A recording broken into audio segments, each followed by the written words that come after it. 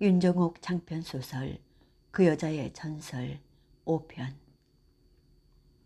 진섭은 구도가 좋은 그림이 될 만한 곳에서 화판을 세우고 스케치했다. 다인과 함께하는 시간들이 새로운 행복감을 준다.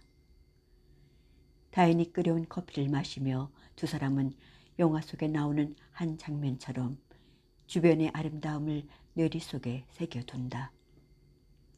어느덧 진섭의 가슴 속엔 다인이 가득 들어차 있다. 진섭은 왜 이렇게 늦게 다인을 만난 것일까 하고 다인을 모르고 보낸 그 세월이 허송으로 보낸 것만 같아 아깝기도 했다. 다인은 어머니가 자신을 보살펴 주는 것 같이 보호 본능과 모성 심리가 강했다. 슈퍼에서 작은 칫솔 하나를 사더라도 선택하는 취향이 같았다. 말하지 않아도 감성까지 같이 움직였다. 어긋나는 의견차가 거의 없었다. 진섭은 어서 다인이 졸업하기를 바랐다. 아니, 생각 같아서는 다인이 허락만 한다면 졸업 전에 결혼식을 올리고 싶은 생각이 앞서기도 했다. 진섭은 점심을 먹은 후 신문 사회면에서 10대 성매매에 대한 기사를 본다. 이젠 성을 산 사람들의 이름을 공개한다는 것이다. 매매춘을 근절하기 위해서 진섭은 환영하지만 그의 가족들은 죄인 아닌 죄인이 되어 살아야 하는 것 아닌가. 그의 부인과 그의 자식은 죄인의 가족이란 꼬리표를 붙이고 어떻게 살아나갈 수 있을까. 그러나 피해자의 가족으로서는 그것도 분이 풀리지 않을 것이었다. 주유소에서 아르바이트 할 때 늘 오던 단골 손님이 팁과 함께 명함을 주며 꼭 전화하라고 했었어요. 아쉬울 때 전화할까 생각나기도 했지만 찢어버렸죠.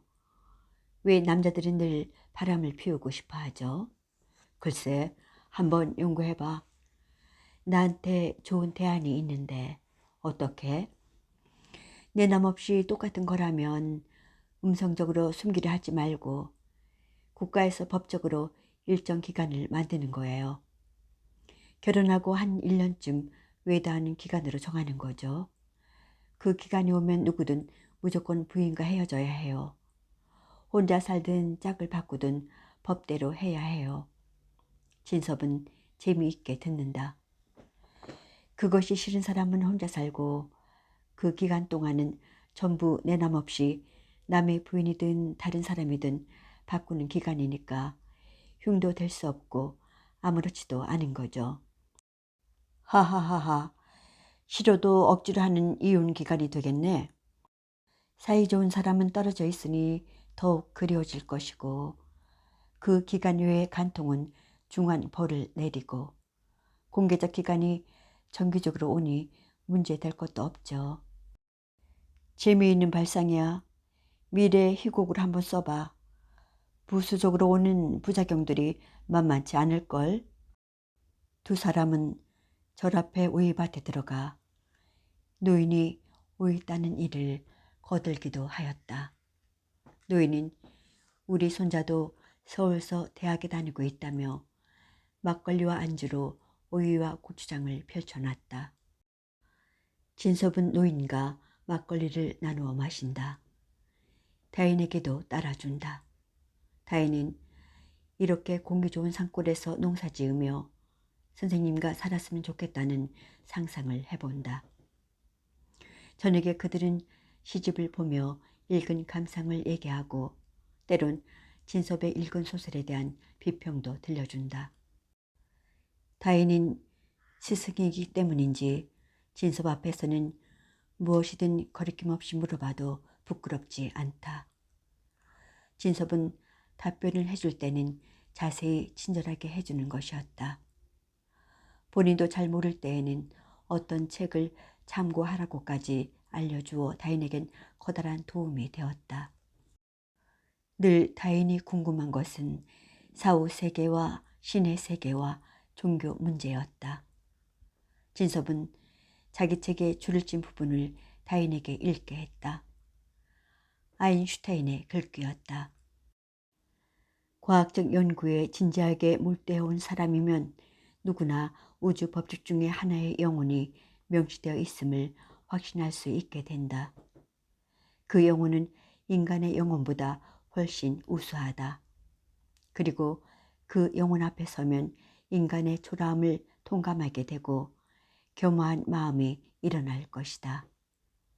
이와 같이 하여 과학적 탐구라는 것은 특수한 종교 감정을 불러일으키는데 이 종교적 감정은 어리석은 광신적 종교 감정과는 전혀 다른 것이다.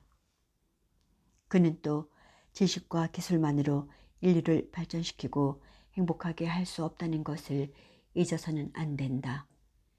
인류가 도덕적 기준과 가치를 설명하는 사람을 과학적 진리를 발견한 사람들보다 높이 평가하는 데는 충분한 이유가 있다. 인류가 붓다, 모세, 예수와 같은 인격에서 받는 은혜를 나는 나와 과학적 지능의 향상보다 훨씬 높이 평가한다. 인류가 만약 그 존엄성과 생존에 대한 보장과 삶의 즐거움을 잃고 싶지 않다면 이들 성인이 우리에게 준 가르침을 전력을 다해서 지키고 살려나가지 않으면 안 된다. 현대 과학에 결여된 것을 메워주는 종교가 있다면 그것은 바로 불교이다 라고도 씌어 있었다. 불타는 존재의 통찰은 고통에 관한 진리 속에서 표현된다고 가르쳤다. 참선은 그 자체로서 성공할 수 있는 어떤 기술이 아니다. 불타가 말하는 통찰력은 존재의 이모저모를 관찰하는 데서 얻는 것이 아니라 인류 전체에 대한 관찰에서만 얻을 수 있다. 그리하여 해방의 길은 단 하나뿐이다. 지식으로 무지를 초월하는 길이다. 참다운 지식만이 구원을 줄 수 있기 때문이다. 구원은 모든 애착심을 버리고 모든 욕망을 버리고 전체적인 삶의 조건과 기원을 바라볼 수 있는 통찰력에서 나온다. 무지는 유한에 사로잡힌 존재의 근원이며 완전한 지식은 바로 이러한 존재의 취소에서 나온다. 그중 가장 쉽게 이해되는 것은 존재의 출생이 달려있고 출생의 늙음, 죽음, 슬픔, 비통, 비참, 절망이 달려있다. 이와 같은 비참한 삶을 가져오는 무지는 맨 처음 어디서 나왔는가? 불타는 이 질문을 토론하지 않았다. 변하는 것은 나의 것이 아니고 나의 것은 내가 아니고 내가 아닌 것은 자아가 아니다. 자아에 관한 이와 같은 설명은 다른 경전에서 자아 자체를 부인하지 않고 어떠한 사고도 진정한 사고를 꿰뚫을 수 없다. 자아의 문제는 여기서 끝나지 않고 확실히 설명하지 않았지만 불타는 니르바나와 일치하는 자아를 말한 것 같다. 이해될 듯 하면서도 끝도 없는 의문이 다인의 머릿속에 가득 채워졌다. 둘은 여행 스케줄대로 움직였다. 진섭은 다인과의 결혼에 어떤 방해가 있더라도 가로막을 수 없다고 확고한 의지를 굳혔다. 그리고 다인을 만나게 해주신 신께 감사드렸다. 화판에는 다인이 바람에 머리카락을 날리며 웃고 있는 모습이 가득 찼다. 연휴가 끝나고 개강되었을 때 이상한 소문이 학교에 돌았다. 정 교수가 여학생을 하나 꼬셔서 데리고 다닌다는 소문이었다. 과에서 본인만 모르고 모두들 이상한 시선으로 그를 바라봤다. 여행 중에 누군가가 그들을 보고 소문을 낸 것임에 틀림없었다. 학과장 회의가 있었고 본인의 의사를 묻는 확인 절차가 왔다. 진섭은 어떻게 정리해서 오해 없이 진실을 밝힐 수 있나 고민이 됐다. 스승으로서 제자를 성폭행하는 것이 아닌가 누군가는 그렇게 열을 올렸다. 이 소문은 다인을 통해서 소은의 귀하까지 들어갔다. 소은이 출판사의 종용에 못 이겨 다시 소설 하나를 쓰기로 계약하고 자료 모으기에 분주히 지내고 있을 때였다. 소은이 알기로는 정 교수는 죽은 기영과 외사촌 형제가 아니고 다인은 기영과 친구 사이였다. 그들은 기영의 죽음으로 인해 개별적으로 자주 만나 위로하게 되었고 소은은 다인의 어머니 즉 학부형의 입장으로서 그들 사이를 인정하므로 더 이상 거론되지 않기를 바란다고 정리했다. 소은은 학과장과 인문대 학장을 만나 그들을 그렇게 옹호했다. 소은이 알기로도 그들은 순수 사제지간이라는 것만 알고 있었다. 일고의 가치도 없는 소문 같아서 일축해버렸다. 그러나 소은은 누구든 자신의 일로 피해를 보아서는 안 된다는 신념이었다. 자식 일이긴 하지만 정 교수에게 누를 끼쳐서는 안 될 것이었다.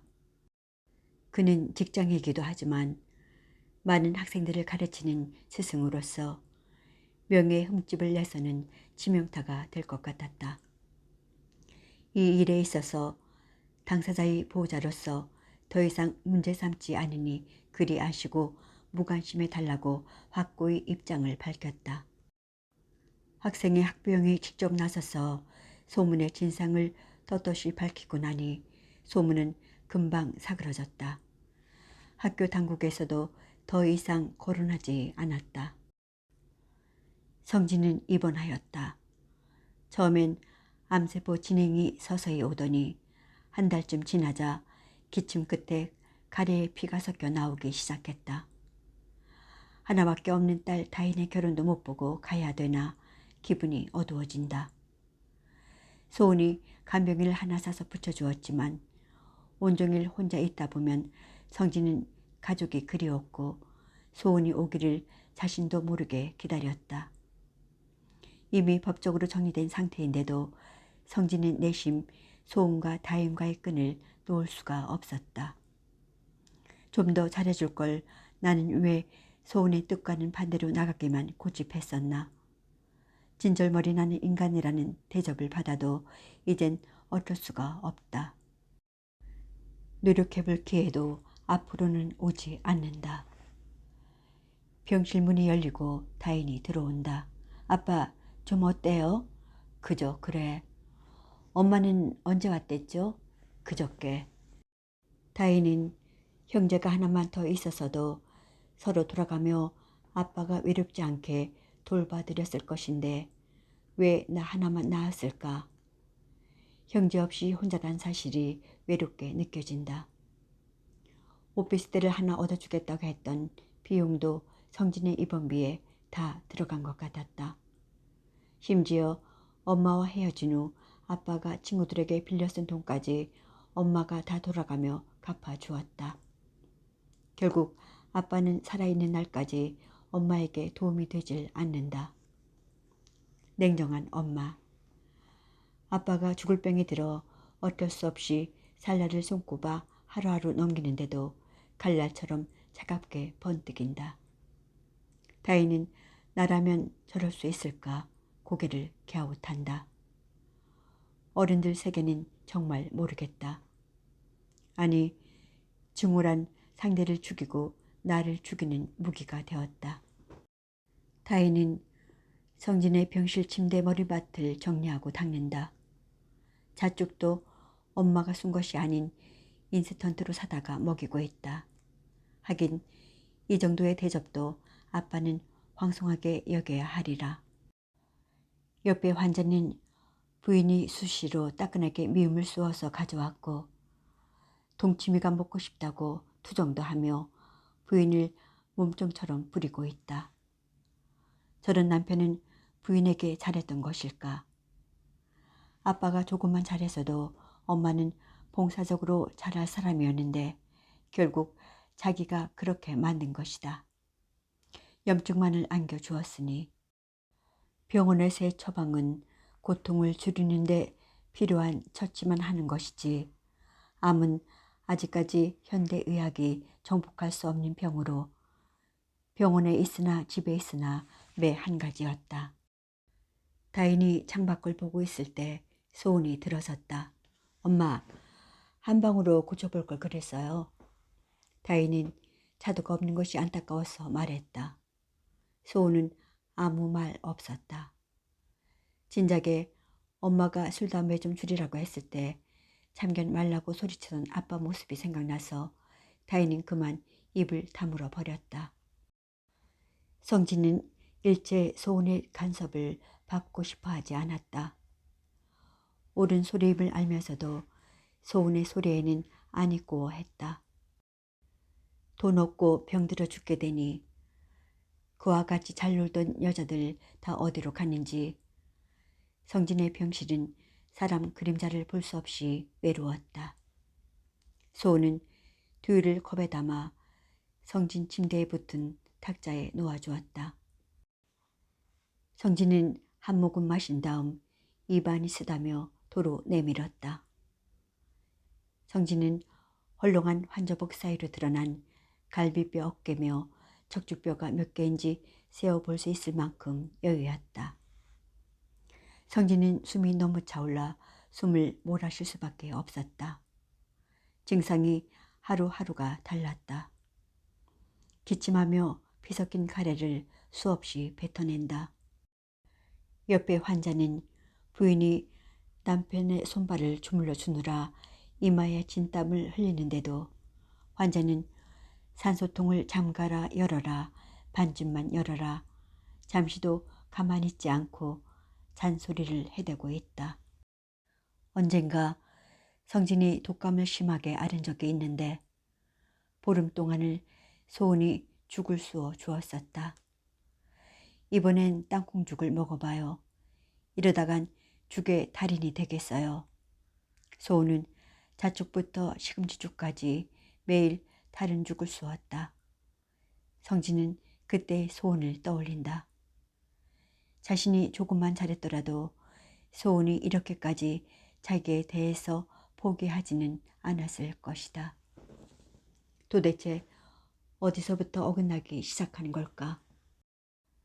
지방지사에 근무할 때는 전군 오고 가는 사람마다 집에 초대해 식사를 대접했다. 누구보다 극성스럽게 남편과 자식에 관한 일이라면 헌신적이었다. 남편이 고스톱을 좋아해 주말이면 아예 밖에서 밤을 새우고 안 들어오니까 소은은 집으로 불러 화토판을 벌여주었다. 술안주와 과일을 깎아내고 잔 시중을 들다가 안 보여서 화장실 가다 부엌을 들여다보면 거기 식탁 아래서 소은이 아기를 안고 쪼그리고 잠들어 있었다. 성진은 인생의 마지막 지점에 이르러서야 자신을 도마 위에 올려놓고 점검을 해본다. 처음으로 하는 반성이 되었다. 아, 나란 인간은 왜 그렇게 소은의 뜻과는 반대로만 나가 일을 망쳐놓다가 결국은 되돌아와서 그 손해를 뒤집어 씌웠던 것일까. 지금 생각하니 그런 소은이 너무 똑똑해서 당할 재간이 없었기 때문이었다. 똑똑한 아내를 둔 사람은 방석집에 가서 제일 못난 여자를 옆에 앉힌다고 하더니 그 말이 꼭 맞는 말이었다. 결혼할 때 해온 농을 다시 한번 바꾸고 나서도 쇠파이프로 두들겨서 전부 부숴버린 적도 있었다. 당연한 화풀이를 한 것이라고만 생각해 왔는데 지금 생각하니 아끼던 자신의 물건이 부서져 버릴 때 얼마나 가슴이 아팠을까. 왜 그랬는지 성진 자신조차 납득이 안 가는 부분이 많은 것이다. 진작 이혼을 해주었더라면 아마 소은은 혼자서 자립했을 것이고 더욱 성공했을지도 모른다는 생각이 든다. 억눌림, 그녀의 허투루짐 없는 완벽한 태도에 숨이 막혀왔다고나 해야 할까. 비슷한 사람끼리는 잘 맞을 것이다. 인스턴트 두유와 잣죽을 조금 먹으려니까 왠지 버림받은 사람처럼 서글퍼진다. 다시 한번 소은이 예전처럼 관심을 보여줬으면 고맙겠는데, 아니 이건 약자가 강자에게 매달리는 호소일 것이다. 건강한 그네들은 승자이니까. 다인은 아빠 앞에서 위로하느라 누구나 사람들은 다 세상을 떠났는데 먼저 가느냐 조금 더 살고 가느냐의 차이라며 마음 편안히 먹고 현실을 받아들이라고 하였다. 처음에 왜 내가 이런 병에 걸려야 하는가 하고 분노했을 때이다. 다인에게 아빠 닮지 말고 엄마의 뜻을 따르라고 일렀다. 며칠만 다인을 보지 않으면 보고 싶어진다.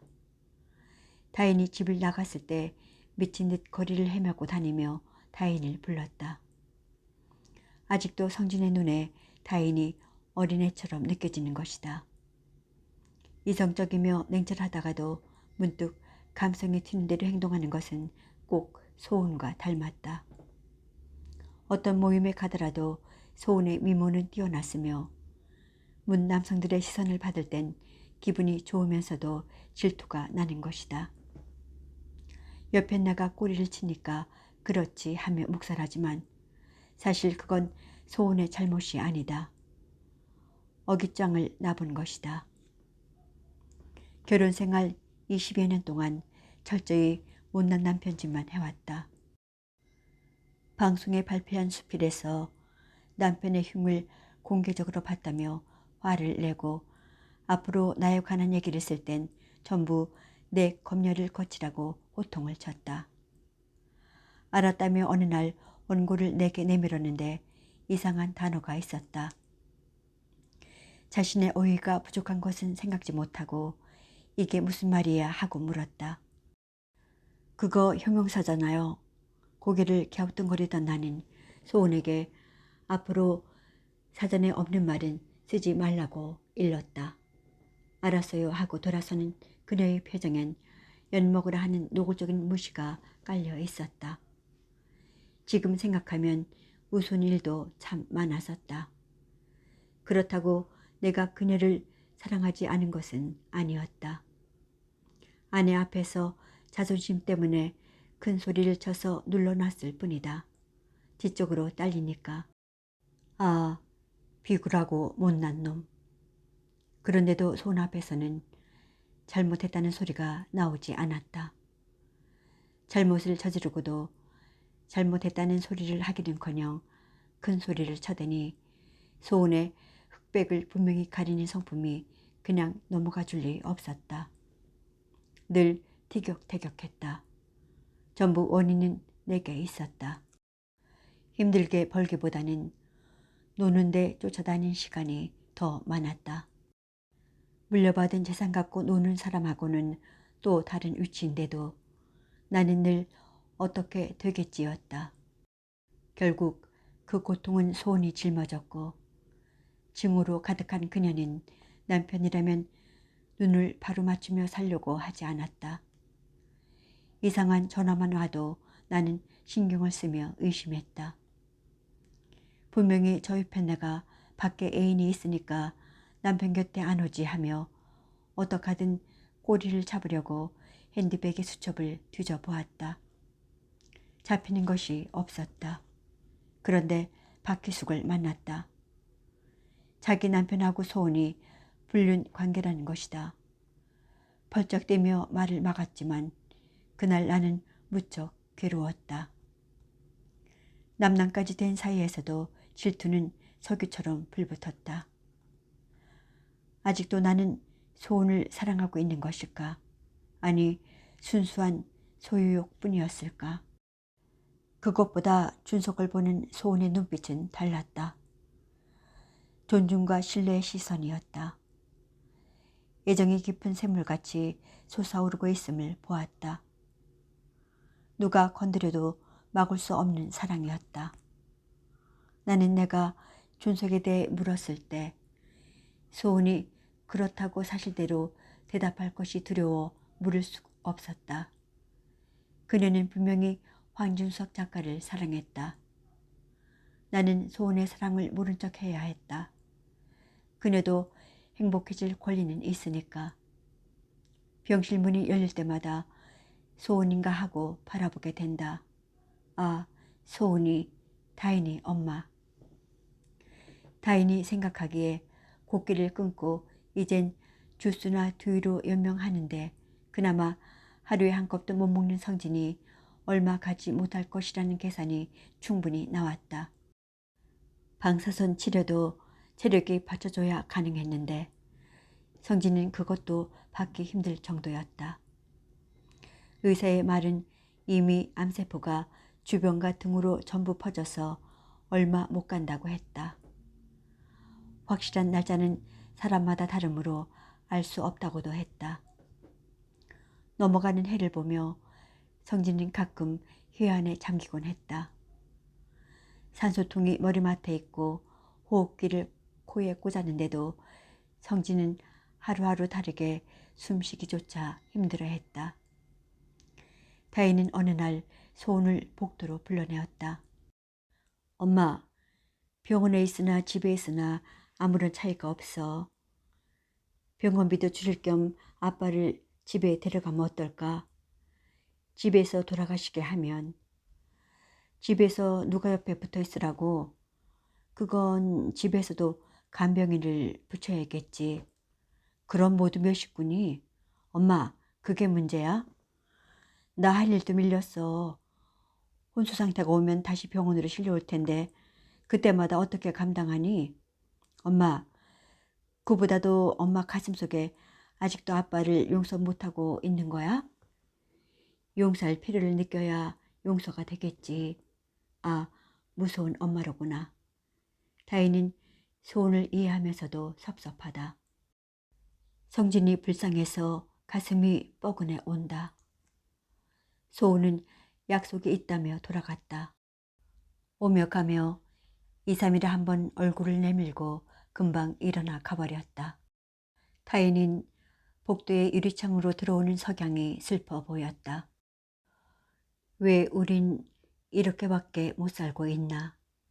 왜 각자 서로의 아픔을 아는 채 한을 사귀며 살고 있나? 할아버지 때도 할머니가 이런 한을 안고 슬퍼했겠지. 그러나 할머니는 할아버지의 삶을 이해하며 그와 같은 길을 걷고 있지 않은가. 그를 존경하는 마음으로. 물론 젊은 시절 할아버지의 뜻을 이해할 수 없을 때 할머니는 가슴앓이 병까지 앓았었다. 소은은 고민했다. 마지막 가는 길인데 끝까지 그를 받아들이지 못하고 저렇게 병원에서 가게 만들어야 되나. 다인의 말대로 성진이 병원 생활에 지겨워하고 집에 가고 싶어하니 집으로 데려와야 하나. 마지막으로 한 번만 아빠를 용서하고 편안히 집에서 돌아가시게 하면 어떻겠냐며 다인은 애운의 눈초리가 되었다. 소은은 성진에게 냉정히 대했던 자신의 잘못에 대해서도 생각을 하게 되었다. 그를 잘 다스리지 못한 죄, 무시한 죄, 원인은 누가 먼저 제공했든 허구한 날 맞서서 으르렁거린 아픔이 왜 병이 되지 않았으리. 알 수 없는 정체의 눈물이 소은의 뺨을 타고 흘렀다. 소은은 성진을 집으로 퇴원시켰다. 입원한 지 3개월 만에 퇴원했고 고통 속에서도 성진은 소은에게 미안하오, 당신한테 몹쓸 죄만 짓고 가는구려. 그는 진실로 미안해했다. 환자를 뉘어놓고 속수무책이니 소은은 애가 탔다. 누군가 귀띔을 해주는데 소은은 귀가 솔깃해졌다. 녹번동에 신성 같은 할아버지가 한 분 사시는데 그는 젊은 시절 한의사였으며 명리학에 밝은 분이라고 했다. 간혹 환자들이 불치병을 상담하러 오면 처방을 내려주기도 하는데 많이 나았다는 소문이 들자 환자의 가족들이 물어물어 찾아간다고도 하였다. 소은은 약도를 보고 더듬어 찾아갔다. 골목 끝 언덕배기에 있는 오래된 한옥이었다. 대문만 열면 전설이 쏟아져 나올 것 같은 집이었다. 초인종도 없어서 소은은 대문을 흔들었는데 할머니 한 분이 나와서 대문을 열어주고 소은을 미소로 맞이했다. 할머니를 따라 집 안으로 들어서서 길이 들어 검게 윤이 나는 마루에 올라서니 저교가 가득했다. 문명과는 거리를 둔 채 노 부부만 살고 있었다. 전화도 없고 텔레비전도 놓지 않고 사는 도시 속의 암자 같은 집이었다. 난 화분 몇 개만이 노인의 책상 위에서 고요를 지키고 있었다. 이 지구와는 아무 관계없는 곳처럼 그렇게 평화가 맴돌았다. 이런 느낌이 뭘까 하고 소은은 실내를 돌아봤는데 결국 문명의 이기란 것이 그토록이나 우리에게 피로를 주는 주범임을 알았다. 하얀 수염을 길게 늘어뜨린 할아버지 앞에 소은은 앉았다. 소은은 성진의 병명을 말하기 시작하자 무엇이든 이 노인 앞에선 다 이야기해도 괜찮을 것 같은 푸근함이 차올랐다. 노인의 얼굴은 평화로 가득하고 시선은 따뜻했다. 노인이 적어주는 처방전을 들고 소은은 그 집을 나왔다. 도로에서는 차들의 경적 소리가 시끄럽게 사람들의 신경을 마구 헤집어 놓고 있었다. 거리의 무법자였다. 불과 도로에서 몇 미터 뒤에 그 노인 집을 새삼 돌아보게 되었다. 전화소리, 텔레비전과 세탁기, 청소기 돌아가는 소리, 모두가 우리의 정서를 황폐하게 만드는 주범이었다.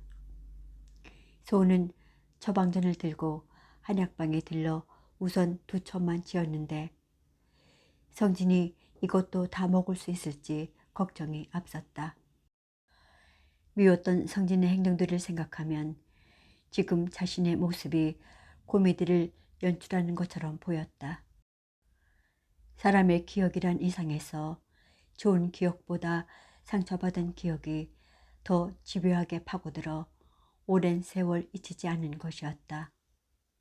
소은은 마지막 가는 사람 너그럽게 마음을 풀고 아픈 기억을 잊자며 스스로를 다독이기도 했다. 봉지에 정성스레 싼 한약 꾸러미를 들고 집에 오니 성진은 유명을 달리했다.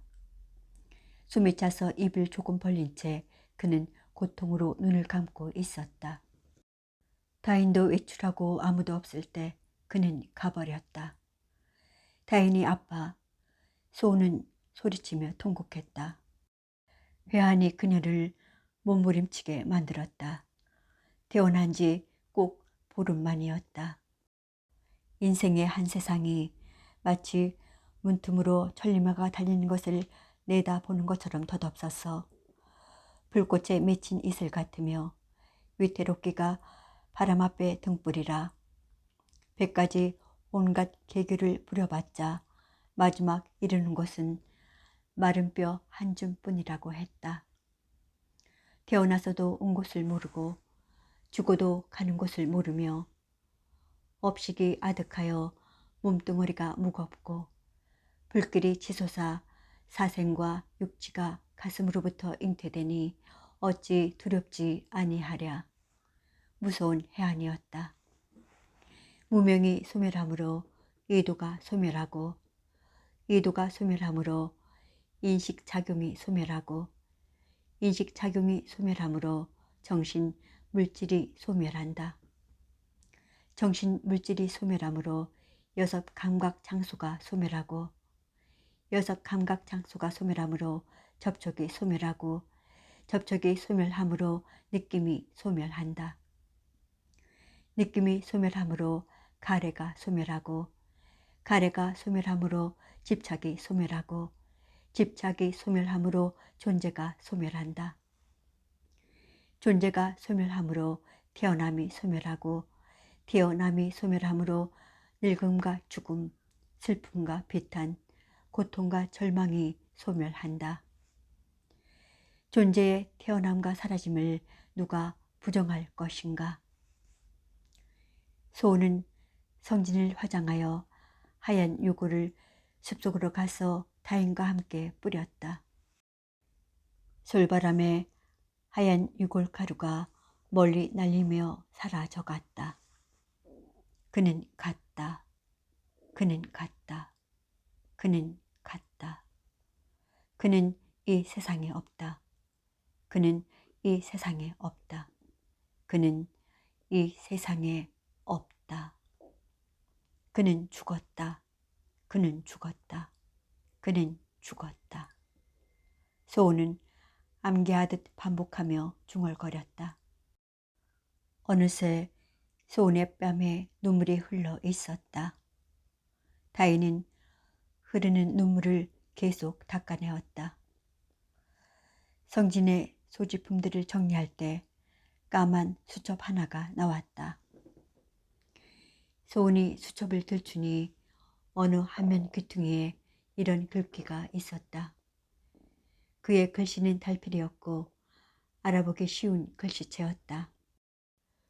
권력과 높은 명예, 뛰어난 지혜도 죽음은 지나치지 않는다.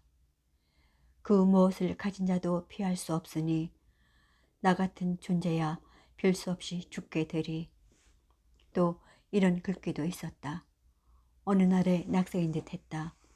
다인아, 부디 용서받는 사람이 되지 말고 용서해주는 사람이 되거라. 마지막 삶을 정리하며 많은 사색을 했음이 수첩 곳곳에 배어 있었다. 소은의 사랑을 나는 모른 척 해야 한다. 가슴이 빠개지듯 아프다. 날짜를 보니 준석과의 사랑을 이미 눈치채고 있었음이 분명했다.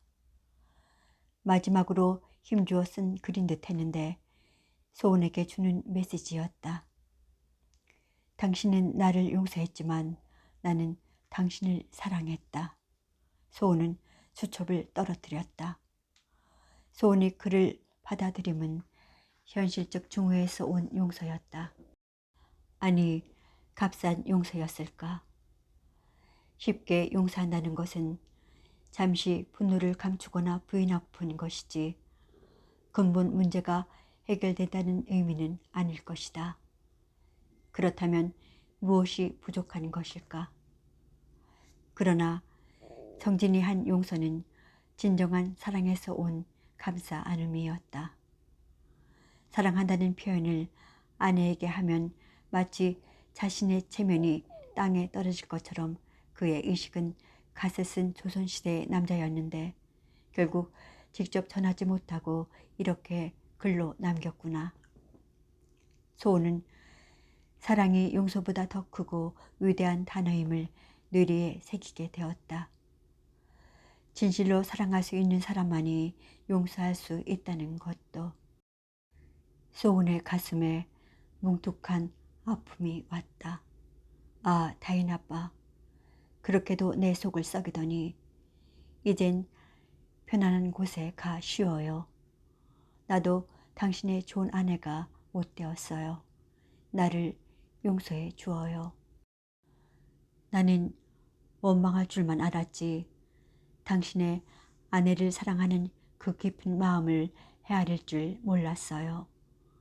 돌아보니 당신에게 자식에게 아픔만 주는 미련한 여자였어요. 나는 현모도 양처도 되지 못한 바보였어요.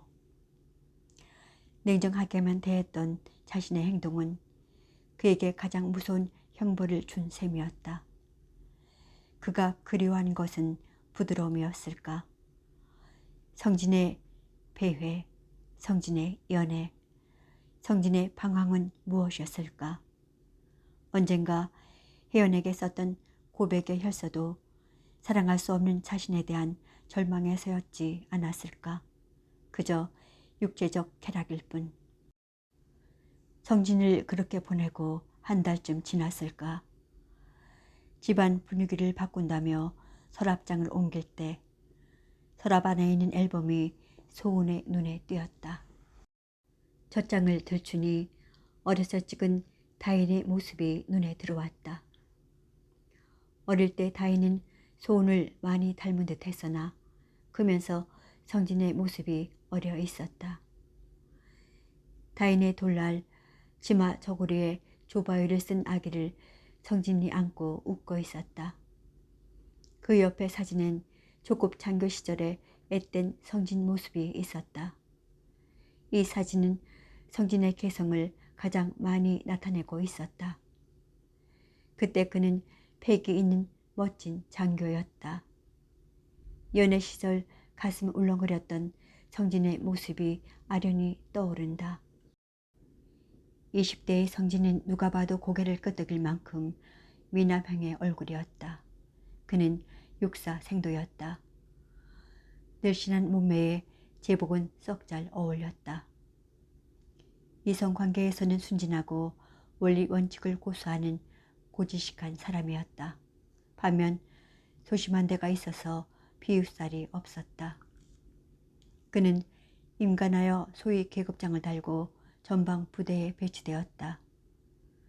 김성진 소위는 애인도 없고 주말이면 병사들과 영내 운동장에서 축구를 하며 막걸리 파티를 하는 등 늘 그들과 함께 소일했다.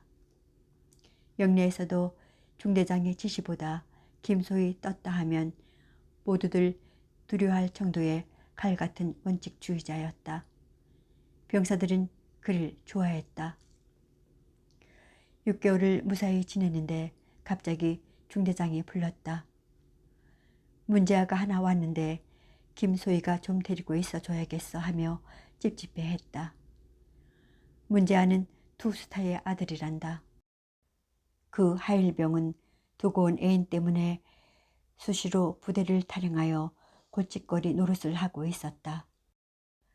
이 부대 저 부대로 밀려다니다가 자기 부대로 들어온 하일병을 중대장은 성진에게 맡기는 것이었다. 성진은 명령으로 자기 소대에서 맡긴 했지만 여간 신경 쓰이는 것이 아니었다. 성진은 그를 주시했는데 아니나 다를까 한 달쯤 지나더니 외출을 하고 기대 시간이 되어도 들어오지 않았다. 처음엔 타령 보고를 하지 않고 자기의 책임하에 그를 불러 타일렀다. 두 번째 또 똑같은 일을 저지르자 아버지 빽을 믿고 제멋대로인 그를 가만 놔둘 수 없었다. 하일병은 늘 그래왔으므로 소위 하나쯤 우습게 보고 지금까지 습관처럼 어떻게 되겠지 했던 것이다. 하사관을 불러 하일병을 엎드려 뻗쳐 자세를 시킨 다음 둘이서 떡치듯 팼다. 그는 엉덩이가 터져 일어서지도 앉지도 못하게 되었다. 누구를 시켰는지 아버지에게 전화를 해서 알렸다. 그 다음 날 묘하게도 동료 한 사람이 집에 좀 다녀올 일이 있다며 성진에게 주번 순서를 바꿔달라고 해서 바꿔 주었는데 밤 8시쯤 의병수에서 연락이 왔다. 6번에서 하장군님이 오셨습니다. 성진은 내심 긴장이 되었다. 하장군은 하일병의 아버지인 것이다. 모 군수지원사령관 임기를 마치고 육군 본부에 근무 중이던 하장군이 일과를 마치고 내려온 것이었다. 부대 정문 통과 절차를 밟는데 그날의 암 구호를 모른다는 것이다. 김소희는 대통령이라도 암 구호 모르면 절대로 들여보내지 말라고 지시했다. 부대 정문 앞 의병소에 까만색 장군차가 멈추어 있고 전속 부관이 차에서 내려 신분증을 보이며 6번에서 나왔다고 다시 일렀다. 안 됩니다. 의병소에서 통과를 거부했다. 전속 부관은 일선 부대에서 나온 것이 아니기 때문에 그날 암구호를 모른다고 설득시켰으나 의병소에서는 직속 상관 김성진 소위의 명령을 어길 수 없었다.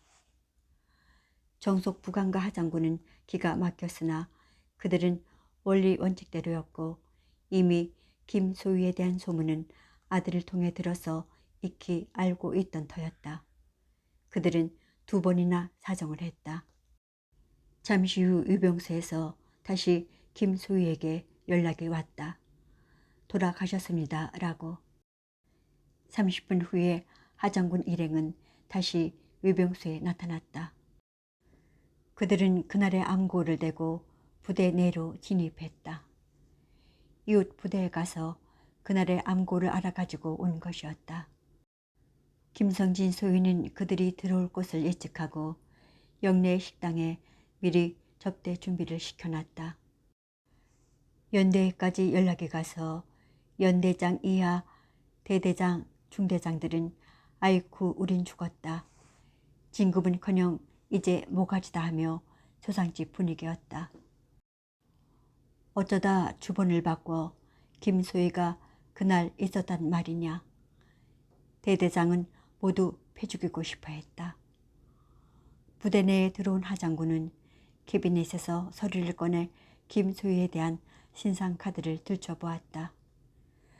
소위 임관시에 2명의 추천인의 사인이 되어 있었는데 그중 하나가 하장군 자기 사인이 되어 있었다. 이상해서 곰곰이 돌이켜보니 자신이 국방차관의 보좌관으로 있을 때 차관이 사인을 하고 나서 조카인데 자네 하나 사인해 하면서 내민 서류에 썼던 기억이 났다. 바로 그놈이 김소희 이놈이었나. 반듯하고 상관을 깎듯이 예우할 줄 아는 패기 넘치는 소희였다. 하긴 그가 한 짓은 하나도 틀림없이 원리 원칙대로였다. 트집 잡을 것이 없었다. 이것저것 아들에 대한 경위를 물었다. 전부 군인으로서의 임무를 위반한 아들의 잘못이었다. 하장군은 치하를 했다. 그리고 잘 좀 부탁하네 하며 김소희에게 금일봉을 내놓았다. 받지 않으려는 것을 부대의 운영비로 써주게나 하며 상관으로서 위로금으로 주었다. 한 달치 장교 봉급에 해당하는 거금이었다. 하장군은 멋진 장군이구나. 덕장이로다. 김소희는 내심 감탄을 하였다. 이튿날 연대장 이하 대대장은 보고를 받고 한박 웃음을 지었다.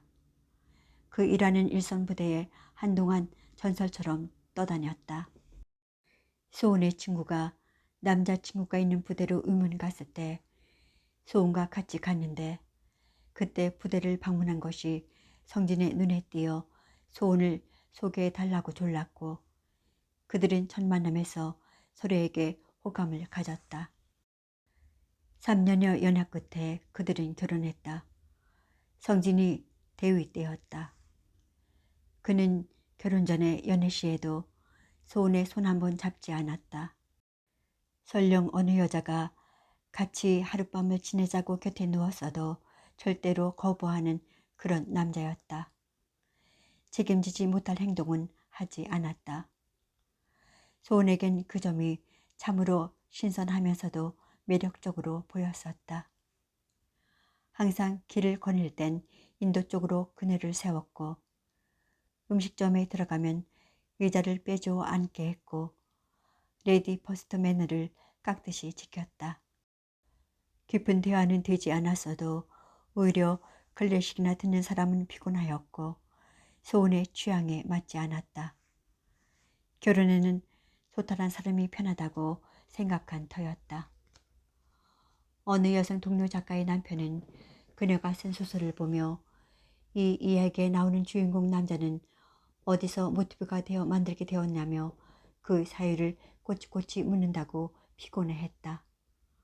소은은 그런 면에서 성진이 편했다. 그는 우선 책을 가까이 하지 않는 사람이었다.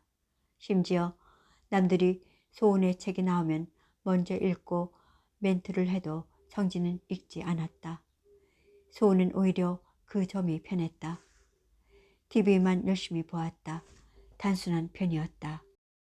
소은과는 반대였다. 소은은 TV가 골치 아파 싫었다. 뉴스만 볼 뿐이었다. 재미있는 책을 읽고 있으면 소은은 행복해졌다. 소은은 원래 글 쓰는 사람을 남편감으로 싫어했다. 똑같이 창작하는 사람으로서 예민하면 그것도 신경 쓸 일이 될 것이었다. 그러나 부부 동반 모임에 나갔을 때 성진은 친구들이 아내가 작가라는 것을 부러워하는 눈치들을 보이면 자랑스럽게 생각하는 것이었다. 소은은 다시 앨범 한 페이지를 넘겼다. 유치원 가방을 메고 놀이터에서 노는 다인. 아빠의 차에 타고 둘이 밖에서 사진 찍는 엄마에게 손을 흔드는 모습. 여고 때 머리를 길게 따내린 모습. 단독주택을 처음 사서 온 식구가 들떠 꽃밭을 만드느라 곡괭이질을 하고 있는 성진의 모습. 부부 동반 외출을 약속한 날에 준비를 마치고 이제나 저제나 성진을 기다리고 있는데 12시가 되어서야 술에 취해 돌아왔다. 미안하니까 생전 처음으로 꽃다발을 사서 들고 들어와 아내에게 내미는데 소은은 내미는 꽃다발을 집어 던졌다. 최초로 선물한 꽃다발이었다는 것이 늘 마음에 걸렸었다.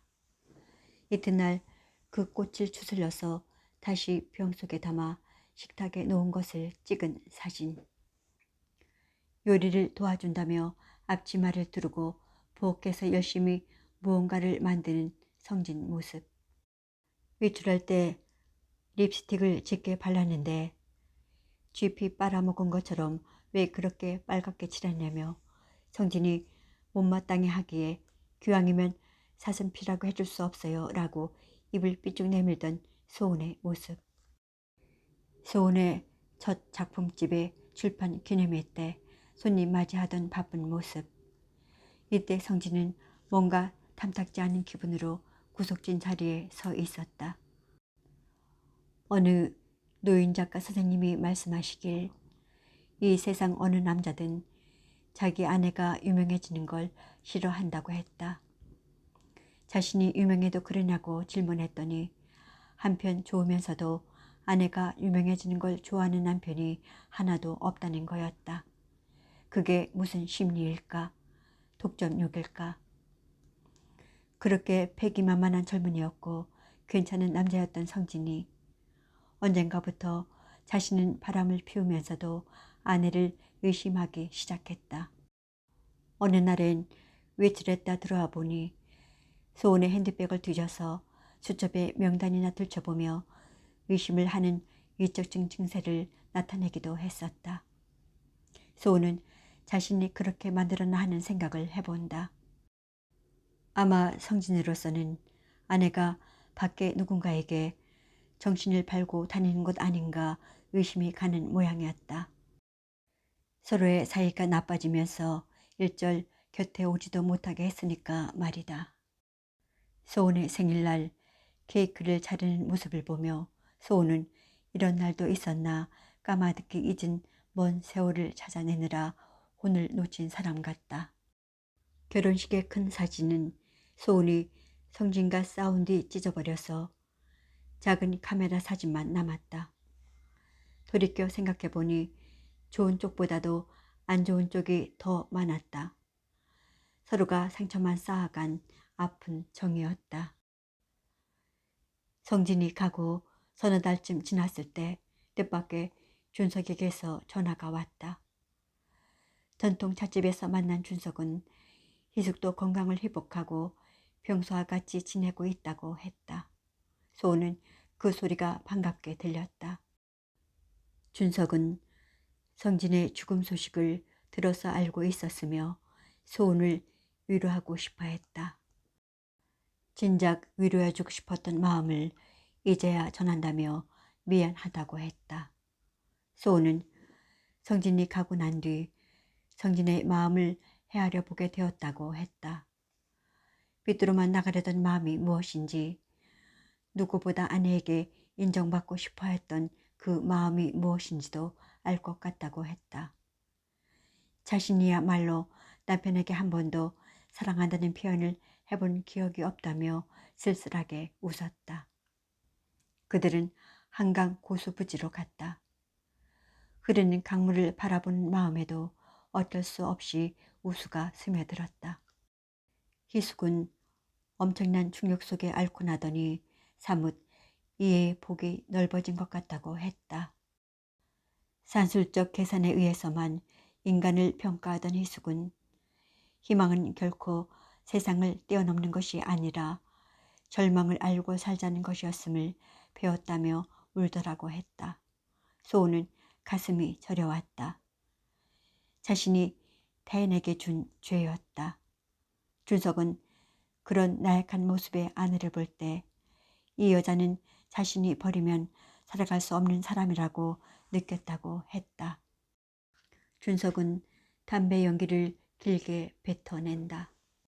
그러나 소은을 사랑하는 마음엔 변함이 없으며 자기 기억의 앨범 한 페이지 속에 접어놓겠다고도 했다. 소은은 쓸쓸히 웃는다. 사랑은 영원하지 않기 때문에 매력이 있는 거지요. 영원하다면 무슨 매력이 있겠어요. 소은의 말이 메아리 치듯 준석의 가슴에 와 박힌다. 지인을 잃은 허전함이 준석의 마음을 휘저었다. 준석이 소은의 손을 잡는다. 슬프다. 인생은 덧없이 늙어가고 좋은 인연은 다시 만나기 어려움을 잘 알고 있다. 다시 만나지 못하는 마음을 어떻게 다 표현할 수 있으랴. 옛사람이 말하기를 서로 알고 지내는 사람은 천하에 가득하지만 진실로 내 마음을 아는 사람은 과연 몇이나 되랴 하지 않았던가. 소은의 머릿속에 늘 암송하던 한 편의 시가 떠올라 왔다. 강, 혼자서는 건널 수 없는 것. 오랜 날이 지나서야 알았네. 갈대가 눕고 다시 일어서는 세월. 가을빛에 떠밀려 헤매기만 했네. 한철 깃든 새들이 떠나고 나면 지는 해에도 쓸쓸해지기만 하고 얕은 물에도 휩싸이고 말아 혼자서는 건널 수 없는 것. 애초에 준석에게 어떤 기대감을 갖고 만난 것은 아니었다. 준석은 현명한 길을 택하고 있다. 사람이 존재하는 한 길은 언제나 있고 찾는 사람에게만 열릴 뿐이다. 소은은 준석에게 고맙고 잊지 않겠다고 했다. 두 사람은 애틋한 악수를 나눈다. 준석의 눈에 안개가 끼고 소은은 빠르게 돌아섰다. 자신의 눈에 고인 물을 보이고 싶지 않았다. 소은은 준석이 가고 난 뒤 강가를 걸었다. 소은은 강한 여자야. 준석의 말이 떠올랐다. 사실 소은은 겉으로는 강해 보이지만 속으로는 상처받기 쉬운 무른 체질이었다. 그 강해 보이는 점 때문에 성진은 소은의 그늘에 안주하려 들었고 가족을 보호해야 할 책임의 의식까지 희박해진 것 같았다. 성진이 소은을 떠나 밖에 나가면 강한 남자가 되는 것도 그런 이유가 있었을 것이다. 소은은 갑자기 외로움이 엄습해 왔다. 술 한잔 걸치고 싶은 술꾼의 심정을 알 것 같았다. 소은은 영등포 쪽으로 난 길을 따라 걸었다. 여의도의 불빛은 언제나 보는 이로 하여금 타인임을 인식시켜주고 있었다. 물에 섞이지 못하는 기름처럼. 며칠 전 밤에는 꿈을 꾸었다. 걸어도 걸어도 숲이었다. 검푸는 숲으로 우거진 산속 깊은 곳, 여기는 어딜까? 잔잔한 바람과 짙은 초록과 하늘 한 점 비치는 고요. 문득 준석이 3, 4미터 앞에 서 있었다. 빛나는 눈으로 소은을 쳐다보던 그는 잠시 후 어디로 사라진 것일까? 젊은 청년처럼 활기 넘치던 그의 패기는 이제 어디에 머무르고 있는 것일까? 무언지 모를 허전함이 그녀의 마음속을 파고 들었었다. 그 허전함이 오늘의 이별을 예고해 준 것일까? 인간은 너무나 복잡한 심리와 뇌 구조를 가졌는가 보다. 그렇게 속으로만 간직한 채 젊고 늙고 더 늙어 죽음으로 가는가 보다. 죽을 때까지 가슴 한편에 간직하고 가는 사랑을 가진 사람은 얼마나 행복할 것인가. 소은은 늘 생각해 왔었다. 문득 그녀는 이 세상을, 슬픈 현실을, 가슴 아픈 기억을 끌어안으며 어디에도 견줄 수 없는 비애를 느낀다. 참으로 허무한 것은 준석이 자신의 숨결조차 기억 못할 때가 올 것이다. 그러나 준석이 성령 소원을 잊는다 해도 소원 자신은 그를 마음에 간직하고 살아갈 것이다.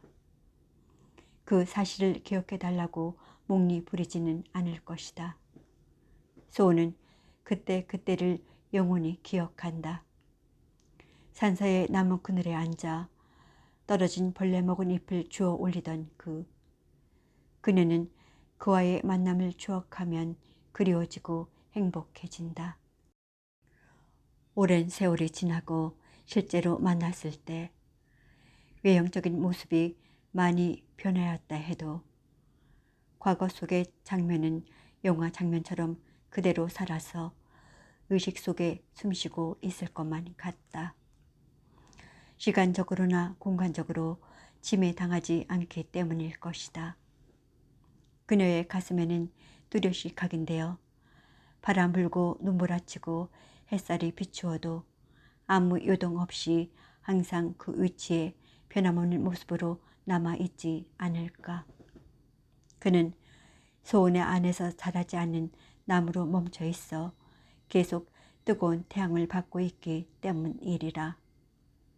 그 기억의 언저리를 더듬는 혼자만의 몸짓이 아프지만 행복하다.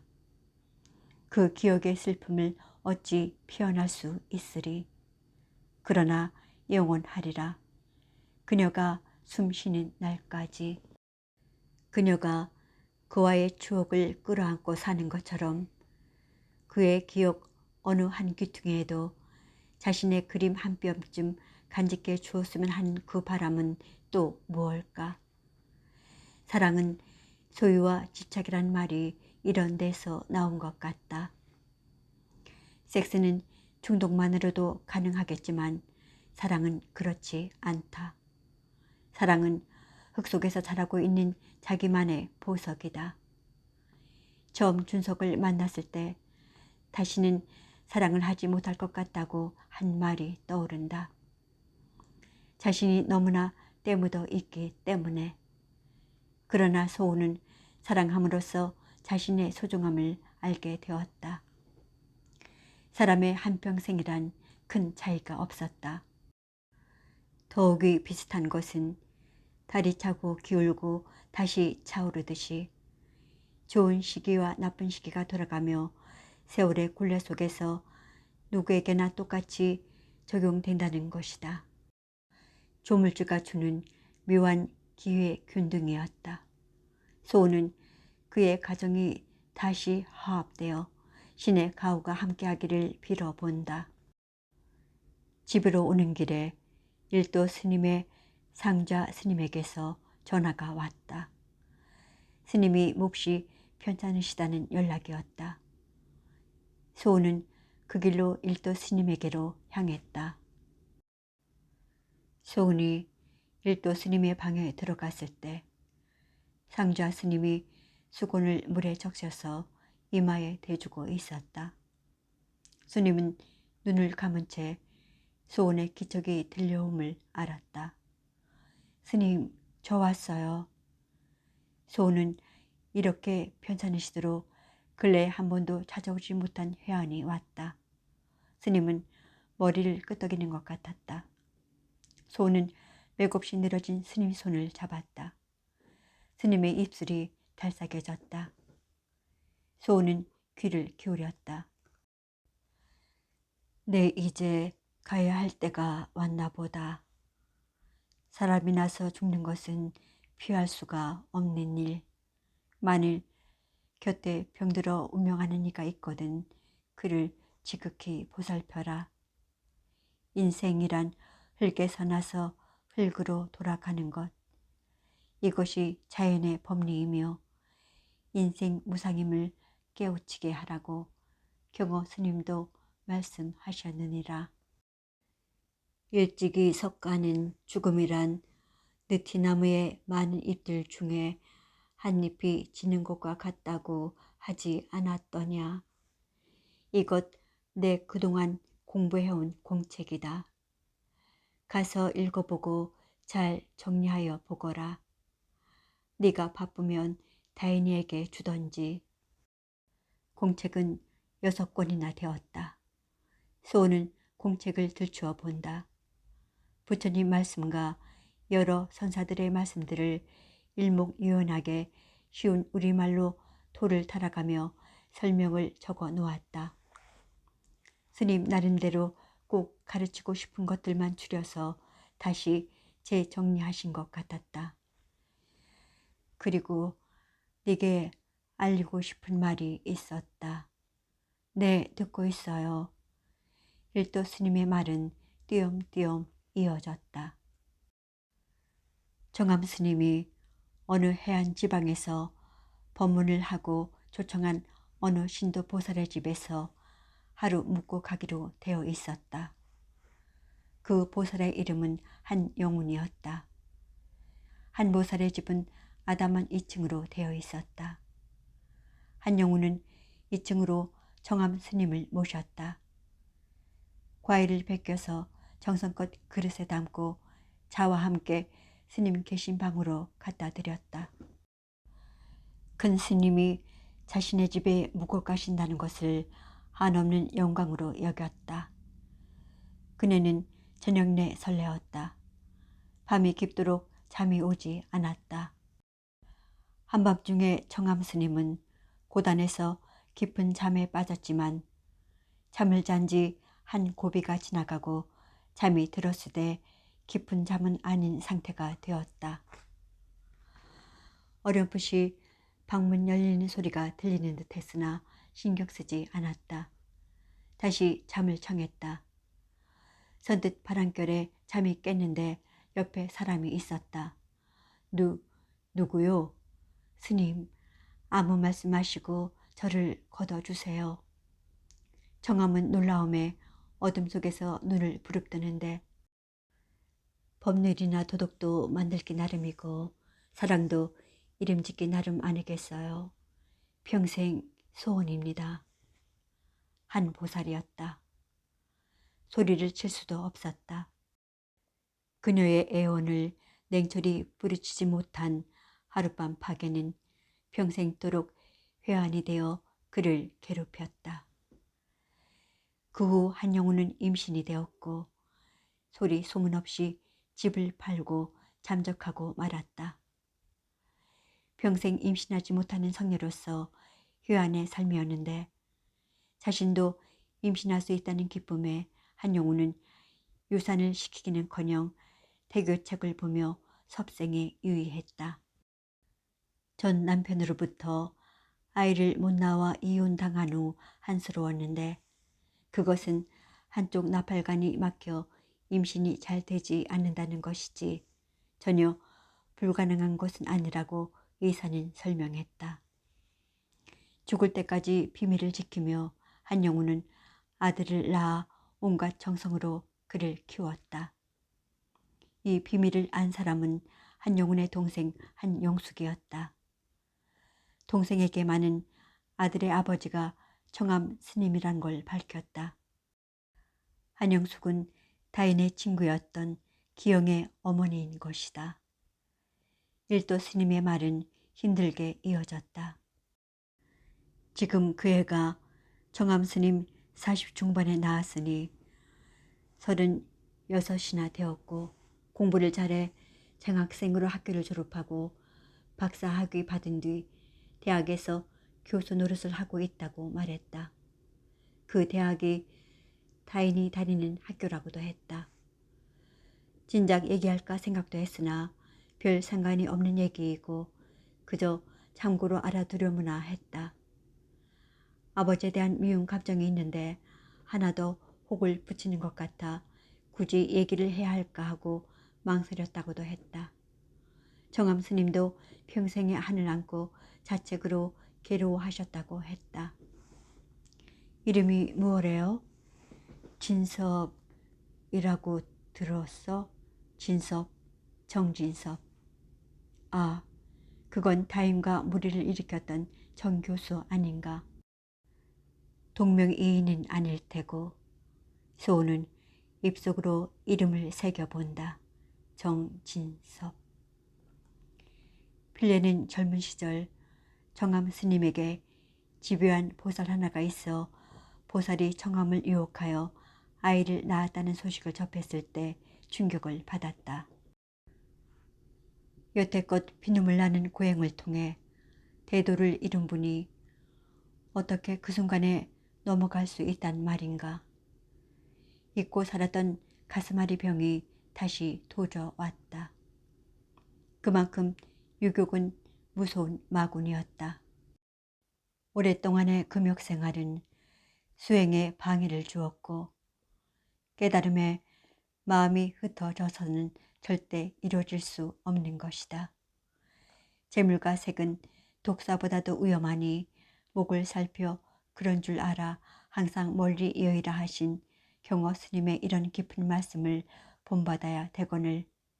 아, 공든탑을 무너뜨려도 유분수지. 그 많은 사람 중에 왜 견성한 스님인가? 허망하도다. 그 회개의 고통을 하나 더 짊어졌으니 정암은 얼마나 더 혹독한 시련을 겪으며 수행할 것인가. 밉다 보살이, 청암이. 이건 분명히 마구니의 방해였다고 볼 수밖에 없었다. 나무 관세음 보살. 그들을 용서하소서. 예부터 깨달음을 얻기 위한 공부라는 것이 그야말로 죽을 작정으로 모든 것을 던져 덤비지 않고는 이루어질 수 없는 것이라 하지 않았던가. 젊은 시절 자신의 육체는 정확했었다. 생리 있기 전에 꼭 누군가와 교접하는 꿈을 꾸었는데 꾸고 나면 팬티 밑이 축축이 습게 차이는 것이었다. 그런 날이면 자신을 학대하고 싶었다. 아직도 나는 수행이 멀었다. 한숨으로 자책감에 시달려야 했다. 수많은 세월을 그렇게 자신을 꾸짖고 잊으려 애쓰며 살아왔다. 처음 그 소리를 들었을 때 여인 보살이 미웠다. 인간적 질투가 나서 그날은 종일 공양도 하지 않았다. 인간을 가장 유치하게 원색적으로 만드는 것이 질투 아닐까. 언젠가 그 여인이 이 절에 와서 큰 시주를 했다고도 했다. 어느 날 필레가 일도 스님이 되어 주지 노릇을 하고 있을 때 신도 보살 한 사람이 주지 스님을 찾았다. 그 여인은 중년의 모습을 하고 있었는데 큰 돈을 사찰 재건해서 달라며 시주를 했다. 일도 스님은 보살과 마주 앉아 차를 마시며 오랜 시간 대화를 하였다. 보살은 정암 스님의 자식을 낳은 한 영혼이었다. 한 영혼은 우종 일도 스님의 사찰을 찾은 것이었다. 아들이 8살 되었다며 사진을 일도 스님에게 보여주었다. 이목구비가 뚜렷하고 잘생겼으며 이마며 입모습은 영락없는 정암 스님과 같았다. 그때 일도 스님은 속세의 아들이 있어 스님의 대를 이을 수 있게 된 것이 오히려 기뻤다. 처음 들었을 때는 정암에 대한 배신감에 며칠간 잠을 못 잤었는데 마음먹기에 따라서 그렇게까지 해석이 달라지는 것이었다. 일도 스님은 잘 키워주기 바란다며 기념으로 가지고 있던 염주를 여인에게 주었다. 그 후 인편에 몇 번 소식을 전하더니 아이가 중학교에 다닌다는 소식을 끝으로 전한 여인은 그만 병으로 세상을 등지고 말았다. 일도 스님은 그녀를 위해 전도제를 울려주었다. 정암과 그녀의 자식은 철저히 감추어졌다.